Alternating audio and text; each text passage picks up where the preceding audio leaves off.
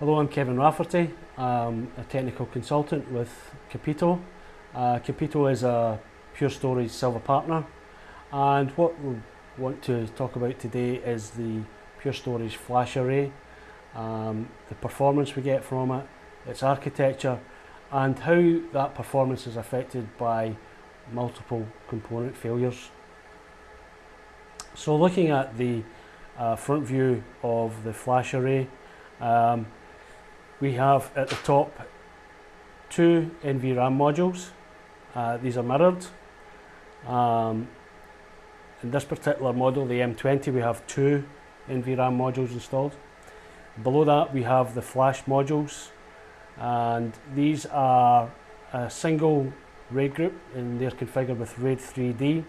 There's no configuration required for this. It is done automatically when the array is brought online. We have two data packs that we can install in this array. The first 10 slots is data pack 1. Data pack 2 consumes the second 10 slots. Looking at the rear of the array, we have dual power supplies and dual controllers. Now, the power supplies are independent of the controllers, so we can have one fail and both controllers will still run normally and still deliver the same performance that they were prior to that. With the controllers, both are active. We have a primary and a secondary.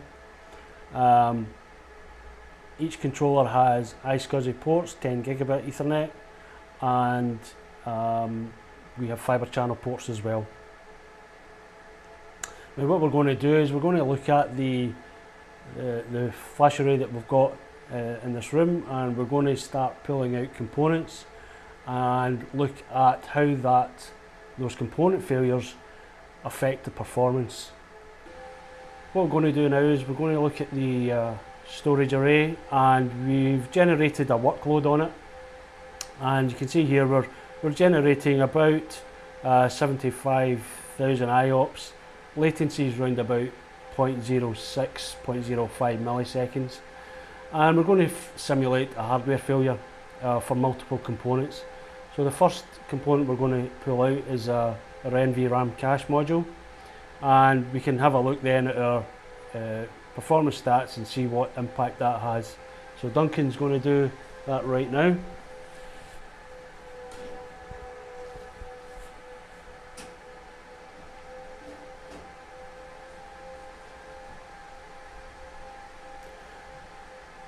So what we'll see on the flash array management GUI is we can see here that the status is unrecognised. That's almost instant. That's gave us that alert. If we look back to our performance, there's been practically no impact to that. It's still generating the same amount of IOPS. Latency has stayed roughly the same, so things are looking good. So what we're going to do next is we're going to pull one of the flash modules and see how that impacts things. So Duncan, if you can do that.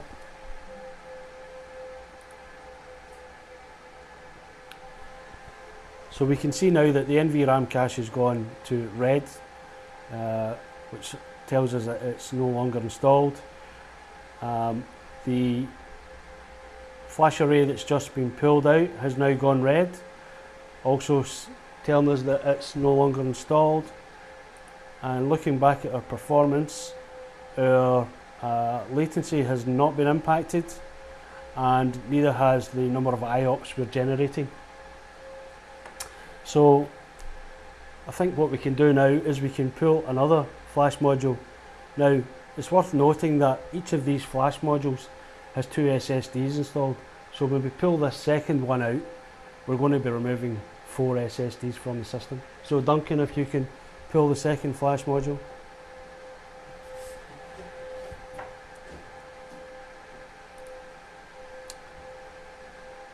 So we should see now on our system health that the second module has been pulled out, and it should go red right now, and there it has.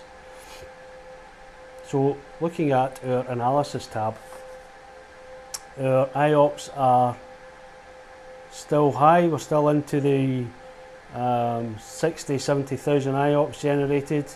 Our latency is still really low. We're still around about 0.05 milliseconds.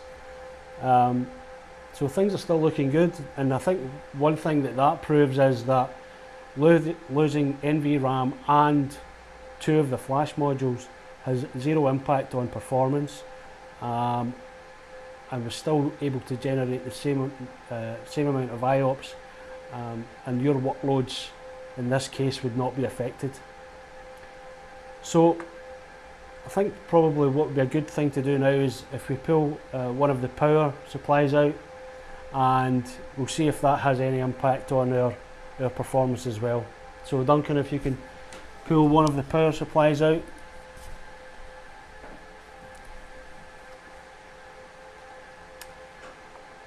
Now when this comes out, we may hear the fans increase a little to compensate, but we don't expect any impact to our performance. We should see the array management GUI showing us that one of the power supplies has been removed.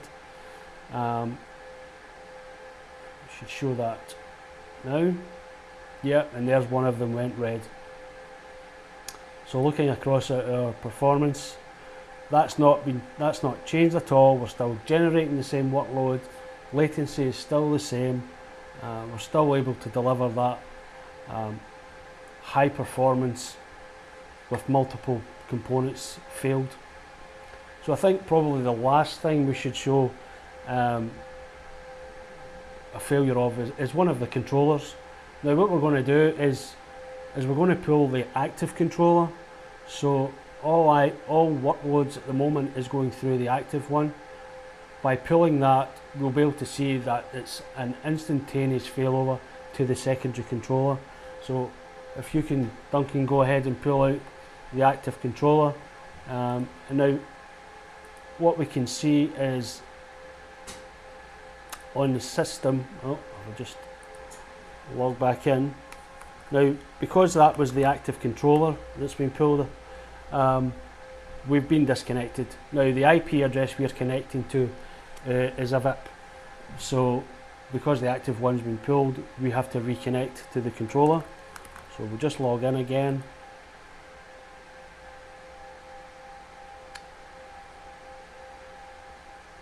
And we should see on the system tab that one of our controllers is showing as failed.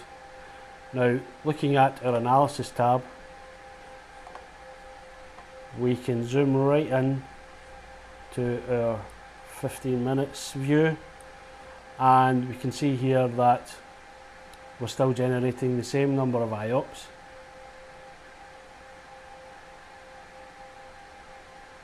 What we'd expect to see here is a small gap as things flipped over, but the workload has not been interrupted.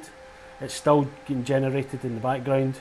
But one thing to note here is that even though we've got an NVRAM cache module down, two flash modules down, power supply down, and one of the controllers, we are still able to generate the same performance and have no impact to any workloads that are running. One thing to note is while we've been pulling all these components out, the alerts have been going out. So I can feel my phone has been going while we've been doing that. So I've been getting alerts, emails saying that power supply has failed. We've got a drive failure in bay 7, we've got drive failures in bay 3. And it's also worth noting as well that all these alerts are also going to Pure Storage support. So if you were getting failures like this, you could expect a phone call from them to let you know that something catastrophic has happened. And also with the Pure One app, you will get these alerts on your own phone as well. So you can get into the app and have a look at what components have failed, and also see these on the Pure One website as well.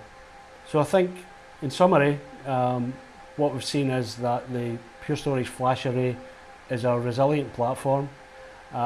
It still delivers the same level of performance with multiple component failures, and it protects your data. And the alerting system means that Pure Storage support is going to let you know of those failures if you're not in the office.